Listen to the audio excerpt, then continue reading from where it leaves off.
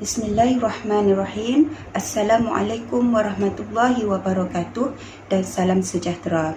Pada hari ini, saya Siti Hazlini binti Haris dari Fakulti Sains Kemanusiaan Universiti Pendidikan Sultan Idris akan membentangkan tajuk Pembudayaan Inovasi Pengajaran Guru Pendidikan Islam dari Pemikiran Ibnu Khaldun. Apakah inovasi? Inovasi menurut Siti Najihah Jamal 2018 ialah penyelesaian kreatif kepada masalah yang berlaku. Inovasi pengajaran pula ialah penghasilan baharu dalam pengajaran, sama ada dari segi produk iaitu bahan bantu mengajar ataupun bahan berbantukan teknologi seperti perisian atau aplikasi, dan juga dari segi kaedah dan teknik serta strategi pengajaran. Oleh itu, guru pendidikan Islam hendaklah berusaha untuk berinovasi kerana inovasi ini hendaklah dibiasakan atau dibudayakan di kalangan guru pendidikan Islam. Jadi, pemikiran Ibnu Khaldun ditelusuri kerana ketokohannya yang terkenal dalam bidang sosiologi. Kita teruskan dengan sedikit biodata ringkas Ibnu Khaldun. Nama penuh beliau ialah Abdul Rahman Ibnu Muhammad Ibnu Muhammad Ibnu Abi Bakr Muhammad Ibnu Al-Hasan Ibnu Khaldun. Beliau dilahirkan di Tunisia. Gelaran bagi Ibnu Khaldun ialah Wali Ad-Din kerana jasa dan peranan beliau ketika memegang jawatan di Jabatan Kehakiman Mesir dan digelar sebagai Guardian of the Religion. Pendidikan awal Ibnu Khaldun ialah membaca Al-Quran dan mempelajari hadis secara formal di tempat lahirnya di Tunis selama 18 tahun. Sumbangan terbesar beliau ialah karya agungnya iaitu Muqaddimah sebagai kemuncak karya pemikiran beliau dalam pelbagai bidang ilmu pengetahuan dan sosiologi. Seterusnya ialah faktor-faktor pembudayaan inovasi pengajaran guru pendidikan Islam. Yang pertama ialah persepsi guru. Menurut Ibnu Khaldun, manusia berubah dengan kemampuan berfikir yang akan membentuk pengetahuan. Pengetahuan ini seterusnya akan menimbulkan kefahaman. Persepsi berkaitan dengan 3 perkara iaitu minat. Yang kedua ialah kesediaan untuk perubahan kerana apabila seseorang menerima perubahan, ia akan menyumbang kepada pemikiran kritis untuk menerima perubahan tersebut. Dan yang ketiga ialah tekanan kerja yang berkaitan dengan pengurusan masa guru pendidikan Islam, di mana pada masa kini usaha untuk menghabiskan standard kandungan dalam masa yang terhad menjadikan guru pendidikan Islam tidak membudayakan inovasi dalam pengajaran mereka. Faktor yang kedua ialah peranan pentadbir. Ibnu Khaldun mengatakan manusia dilahirkan bersifat sosial secara semula jadi. Oleh itu, budaya organisasi memainkan peranan dalam membudayakan inovasi di sekolah. Oleh itu, ciri-ciri pemimpin yang menggalakkan inovasi ialah kreatif, bersedia mencari alternatif, fleksibel dan sanggup mengambil risiko. Dan faktor yang ketiga ialah kolaborasi ilmu, di mana proses pembelajaran melalui perbincangan dan perkongsian pengalaman merupakan salah satu kaedah untuk menambahkan ilmu pengetahuan.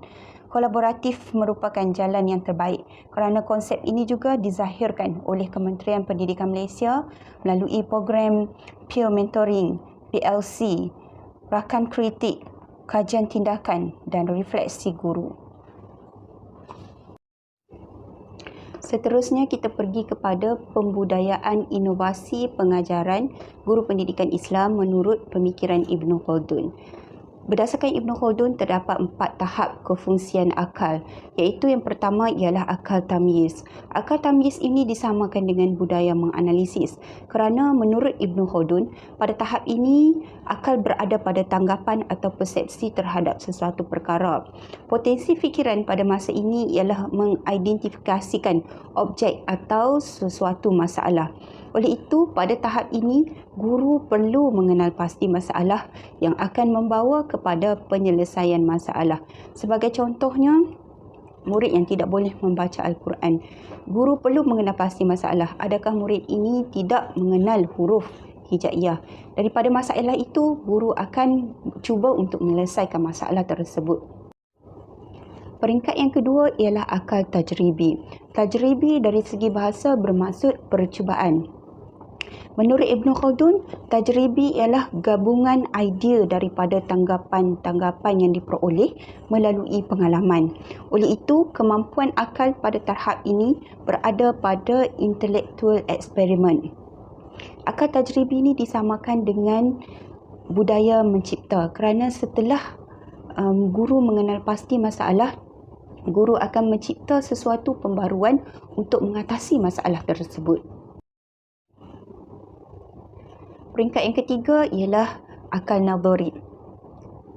Akal nadhari ini merupakan pengetahuan andaian, di mana pada peringkat ini individu mampu untuk membuat perbandingan bagi menghasilkan pengetahuan baru. Pada tahap ini disamakan dengan budaya mengaplikasi kerana setelah mengenal pasti masalah, mencipta, guru pendidikan Islam akan mengaplikasi hasil dari keseluruhan idea, gambaran, pengamatan dan tanggapan, maka akan terbentuklah pengetahuan atau pemikiran yang baru. Dan yang terakhir ialah hakikat insaniah, iaitu penilaian. Setiap perkara yang guru lakukan perlu dinilai kerana penilaian inilah akan menentukan kesempurnaan. Kerana gabungan tanggapan dan pengalaman yang diperoleh ini merupakan hala tuju kepada kesempurnaan. Slide ini adalah merupakan rumusan daripada 4 tahap budaya inovasi yang dimulakan dengan akal tamyiz, yang kedua ialah akal tajribi iaitu percubaan ataupun budaya mencipta, yang ketiganya ialah akal nadhari iaitu mengaplikasi, dan yang terakhir ialah hakikat insaniah di mana penilaian yang akan membentuk kesempurnaan. Secara kesimpulannya, inovasi pengajaran adalah perlu supaya guru pendidikan Islam sentiasa mencuba dan mencari kaedah dan pendekatan baru yang lebih berkesan. Persekitaran dunia berubah dengan cepat, menuntut komitmen yang tinggi oleh semua guru pendidikan Islam. Oleh itu, amalan inovasi pengajaran hendaklah dibudayakan mengikut kreativiti guru pendidikan Islam itu sendiri. Sekian sahaja pembentangan daripada saya. Assalamualaikum warahmatullahi wabarakatuh.